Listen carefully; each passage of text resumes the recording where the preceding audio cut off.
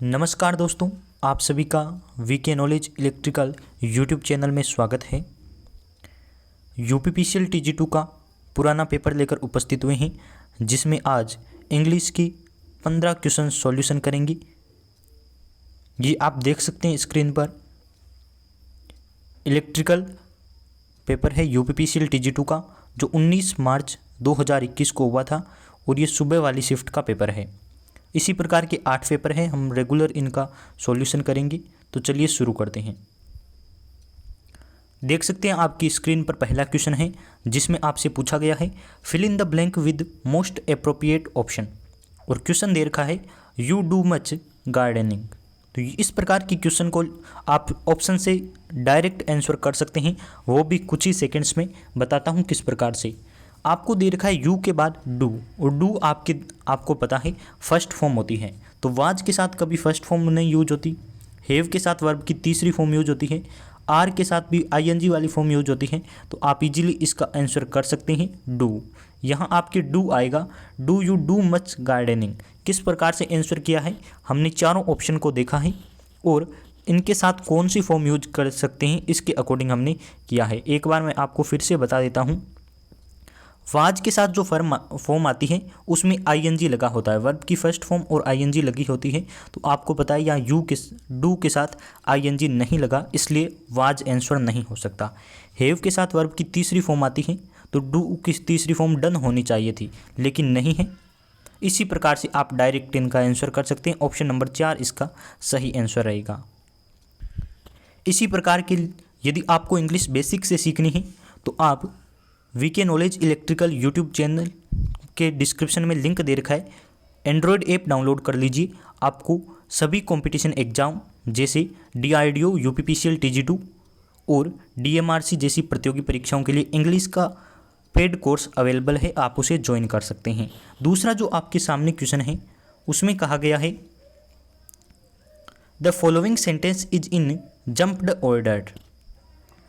तो इस सेंटेंस में आपको कह रहा है कि ये अलग अलग ऑर्डर में दे रखा है, यानी कि करेक्ट सेंटेंस नहीं है। जिस प्रकार से सेंटेंस होना चाहिए उस प्रकार से नहीं है, आपको रीअरेंज करना है। तो मैं आपको सब्जेक्ट किस प्रकार से एक सेंटेंस होता है वो आपको बता देता हूँ।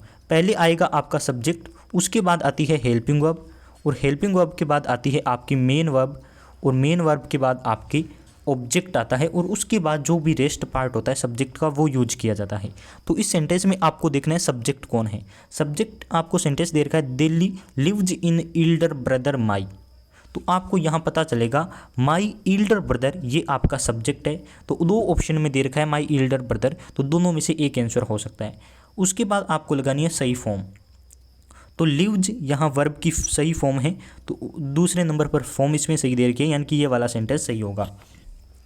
जब भी आपको सेंटेंस को रीअरेंज करने का कहे तो आपको subject, helping verb, main verb और ऑब्जेक्ट के अकॉर्डिंग सेंटेंस को हल करना होता है, जैसा कि ऑप्शन नंबर 2 में दे रखा है। तो राइट आंसर आपका ऑप्शन नंबर 2 वाला, यानी कि ऑप्शन बी रहेगा।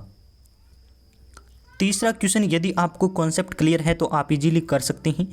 आपको पूछा है कि एडजेक्टिव फॉर्म चूज करनी है मोस्ट अप्रोप्रिएट एडवेंचर के लिए। एडवेंचर वर्ड दे रखा है, इसके लिए आपको एडजेक्टिव फॉर्म यूज करनी है।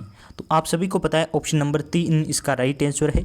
एडवेंचर्स ये एडवर्ब यानी कि एडजेक्टिव होती है, और ये जो आपको दे रखी है ये वर्ब की फॉर्म है। इस प्रकार से आप ऑप्शन से या फिर अपनी गो थ्रू ऑप्शन से हम आंसर कर सकते हैं। तो एडजेक्टिव फॉर्म आपको दे रखी है ऑप्शन नंबर 3 में। आगे जो आपको क्वेश्चन दे रखा है उसमें कह रही हैं कि आपको select the option that express the given sentence in reported speech. यानी कि आपको डायरेक्ट इनडायरेक्ट का क्वेश्चन दे रखा है, किस प्रकार से करेंगी। पहले तो आपको देखना है सेंटेंस कौन सा है। तो लास्ट में यदि आप क्वेश्चन मार्क देखते हैं तो आपको पता लगता है कि ये इंटेरोगेटिव सेंटेंस है। तो इंटेरोगेटिव सब्जेक्ट यानी कि सेंटेंस में आपके आस्क्ड आती हैं, तो आस्क्ड इसने चारों में दे रखी है, यानी कि एक बार चारों हम मान सकते हैं कि राइट आंसर हो सकते हैं। सेंटेंस पढ़िए, ब्रदर सेड पूनम। तो पूनम ने कहा भाई, तो आपने कहा पूनम आस्क्ड हर ब्रदर, ये आप चारों में देख सकते हैं। इंटेरोगेटिव है, यानी कि इफ़ आएगा, इन्वर्टेड कॉमा आपकी इफ़ में चेंज हो जाएगी, चारों में कर रखा है। आपको यहाँ टेंस देखनी है कौन सी है। तो टेंस आप कहेंगे हैव यू बीन रीडिंग, यानी कि हैव यू बीन रीडिंग, इस प्रकार की यदि टेंस है तो ये आपकी टेंस है प्रेजेंट परफेक्ट कंटिन्यूज। और प्रेजेंट परफेक्ट कंटिन्यूज यदि इनडायरेक्ट में चेंज होती है तो वह पास्ट परफेक्ट कंटिन्यूज बन जाती है, यानी कि हैड बीन रीडिंग आएगा। हैड बीन रीडिंग किस में दे रखा है, तो हेड इसमें दे रखा है लेकिन बीन नहीं दिया, यानी कि ये सेंटेंस नहीं होगा। इसमें हैज बीन दे रखा है, इसमें हैड बीन रीड दे रखा है, आईएनजी नहीं लगाई, इसलिए आप ऑप्शन नंबर 4 की तरफ जाएंगे। इसमें दे रखा है हैड बीन रीडिंग। इस प्रकार से आप इजीली कर सकते हैं। एक एक आप चीज़ को बारीकी से देखते जाइए, आप इस प्रकार के क्वेश्चन को इजीली सॉल्व कर सकते हैं। चलिए आगे जो आपको क्वेश्चन दे रखा है वो कह रहा है fill in the blank with most appropriate interrogative pronoun. तो प्रोनाउन का टॉपिक हमने ऐप पर करवा रखा है। यदि आपको पूरा कोर्स लेना है तो लिंक आपको डिस्क्रिप्शन में दे रखा है। आपको दे रखा है आपको एक बुक का नाम दे रखा है कोलरब्री बुक टेल्स, इस प्रकार से। तो आपको पता है जब भी किसी पर्सन की बात आती है यानी कि किसने लिखी तो हम वो वाला यूज करते हैं। वो आपके इंटेरोगेटिव प्रोनाउन के ऑप्शन पर आता है। विच आता है किसी वस्तु के लिए, और आपको वूज जिसका या किसका जब भी हिंदी के रूप में अर्थ निकले तो ये आपको यूज करना होता है। तो इजीली आप इसका यूज कर सकते हैं। ऑप्शन नंबर ए पर्सन के लिए आता है, यानी कि व्यक्तियों के लिए यूज किया जाता है। नेक्स्ट जो क्वेश्चन है वो बहुत ज़्यादा इंपॉर्टेंट है। डायरेक्ट इनडायरेक्ट का क्वेश्चन दे रखा है। सेलेक्ट द मोस्ट अप्रोप्रिएट या फिर the option that express the given sentence in passive voice. यदि आपको पैसिव वॉइस में आपको इसे कन्वर्ट करना है तो पहले तो आप सुन लीजिए। ये जो आपको शुरुआत में दे रखा है ना, ए फ्रेंड ऑफ आवर्स, ये आपकी चला जाता है बाई के बाद। तो बाई के बाद आपको किस में दे रखा है, यानी कि आप कहेंगे चारों में भी यही दे रखा है, by A friend of hours, by A friend of hours. अब आपको देखना है ये टेंस कौन सा है। तो इज के बाद वर्ब की चौथी फॉर्म या आईएनजी वाली फॉर्म दे रखी है, तो आपको इसे चेंज करने के लिए आपको करना है बीइंग लगाना है। इज तो रहेगा लेकिन उसके बाद चेंज हो जाएगा आपके बीइंग। तो बीइंग किस में दे रखा है, इन दोनों में नहीं दे रखा, आंसर नहीं होंगे। ये दोनों आपके आंसर हो सकते हैं, लेकिन इसमें रिपेयर की तीसरी फॉर्म नहीं लगाई। और आपको पता है पैसिव में तीसरी फॉर्म यूज की जाती है, तो इसमें राइट दे रखा है the roof is being repaired by A friend of hours. Easily कर सकते हैं। इस प्रकार के सेंटेंस में अधिकांशतः टेंस की गलती होती है, वो आपको पहचान करनी है। ये आपको जो क्वेश्चन दे रखा है अगले वाला, उसमें कहा है fill in the blank with the most appropriate article, if no article is needed select no article required. तो इसमें कहा है आपको आर्टिकल यूज करना है। यदि आपको लगता है कि इस सेंटेंस में कोई भी आर्टिकल नहीं आएगा तो आप ऑप्शन नंबर ए को सेलेक्ट कर सकते हैं। तो इस सेंटेंस को दो तरीके से कर सकते हैं। एक तो है honesty is the best policy, आपने ये रट रखा होगा या आई थिंक आपने आज तक पढ़ा होगा, तो आप इजीली कर सकते हैं कि द आर्टिकल आएगा। दूसरा तरीका है आपको आर्टिकल का कॉन्सेप्ट क्लियर होना चाहिए। Honesty is the most best policy यहाँ आएगा। ऑप्शन नंबर डी सही आंसर है। तो ए का कहाँ यूज होता है, एन का कहाँ यूज होता है और द का कहाँ यूज होता है, आप कर सकते हैं। यदि आपको कोई या लाइन देकर ऑनेस्ट लिखा हुआ मिले तो आप कौन सा आर्टिकल करेंगे कमेंट करके ज़रूर बताइए। चलिए नेक्स्ट क्वेश्चन की बात कर लेते हैं। आगे जो आपको क्वेश्चन दे रखा है उसमें कहा है fill in the blank with the correct form of verb in the brackets. आपको दे रखा है I have know her since 19। तो आपको यहाँ दे रखी है, तो आप इजीली देख सकते हैं कि 1990 यानी कि पास्ट की बात है। और पास्ट में कौन सी टेंस होती है, तो आप सभी को पता है सेकंड फॉर्म होती है। लेकिन आप इससे दूसरे तरीके से भी कर सकते हैं। आपको केवल मेन और भरनी है, हैव लगा है तो हैव के साथ आपको पता है वर्ब की कौन सी फॉर्म आती है, तो आप कहेंगे तीसरी फॉर्म। और तीसरी फॉर्म कौन सी होती है, तो तीनों फॉर्म मैं लिख देता हूँ, नाउ, न्यू और न्यूवन। तो ये आपको तीसरी फॉर्म दे रखी है ऑप्शन नंबर बी में। पहली फॉर्म होती है नाउ, दूसरे में न्यू और तीसरे में नोवन। तो आप करेंगे आई हैव न्यून हर सिंस 1990। इजीली कर सकते हैं। हैव आपको देखना है, उसके बाद आपको तीसरी फॉर्म लगानी है। चलिए नेक्स्ट क्वेश्चन की बात कर लेते हैं। आगे आपको क्वेश्चन दे रखा है what will the correct affirmative form of the following sentence. तो आपको एक सेंटेंस दे रखा है और उसका एफर्मेटिव बनाना है। ये सेंटेंस आप इजीली देखेंगे तो नोट लगा हुआ है और लास्ट में क्वेश्चन मार्क नहीं है, यानी कि सेंटेंस आपका नेगेटिव है। I did not see anyone, कुछ आपको यहाँ लिख रखा है, आप देख सकते हैं इन एंटरिंग हिज ऑफिस। इस प्रकार से सेंटेंस है। जब भी आप इस सेंटेंस को करते हैं तो आपको पता है डिड नॉट सी, जब ये हटेगा तो ये सेंटेंस है आपके पास्ट सिंपल का, और आई के साथ यदि डिड नॉट सी हटेगा तो सा बन जाएगा, क्योंकि इसमें पास्ट सिंपल के एफर्मेटिव सेंटेंस में सेकंड फॉर्म यूज होती है। और लास्ट वाला आपके सेम रहेगा, आप इजीली कर सकते हैं। आई सा समवन एंटरिंग हिज ऑफिस, आपको कहीं छेड़छाड़ी नहीं करनी। डिड नोट और फर्स्ट फॉर्म है उसको सेकंड फॉर्म में कन्वर्ट करना है। चलिए नेक्स्ट क्वेश्चन की बात कर लेते हैं। आगे जो आपको क्वेश्चन दे रखा है उसमें भी यही कहा है, पैसिव वॉइस का सेंटेंस है। Select the option that express the given sentence in passive voice. तो इसको किस प्रकार से करेंगे, they built this house in 2019। तो यहाँ आप देख सकते हैं फॉर्म कौन सी है, तो आप कहेंगे बिल्ट, यानी कि सेकंड फॉर्म लगाई हुई है। सेकंड फॉर्म लगाई हुई है तो हम क्या करेंगे, यानी कि सेंटेंस है पास्ट सिंपल का, और पास्ट सिंपल सेंटेंस के पैसिव वॉइस बनाते समय हमें वाज वर यूज करना है। तो वाज वर दो ऑप्शन में दे रखा है, आप देख सकते हैं दिस हाउस वाज।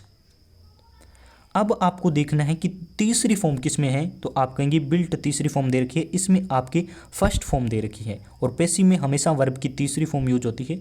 यानी कि आप कह सकते हैं हमारा right answer option number A होगा, this house was built in 2019। चलिए नेक्स्ट क्वेश्चन की बात कर लेते हैं। 11वां क्वेश्चन आपका है, choose the correct spelled verb.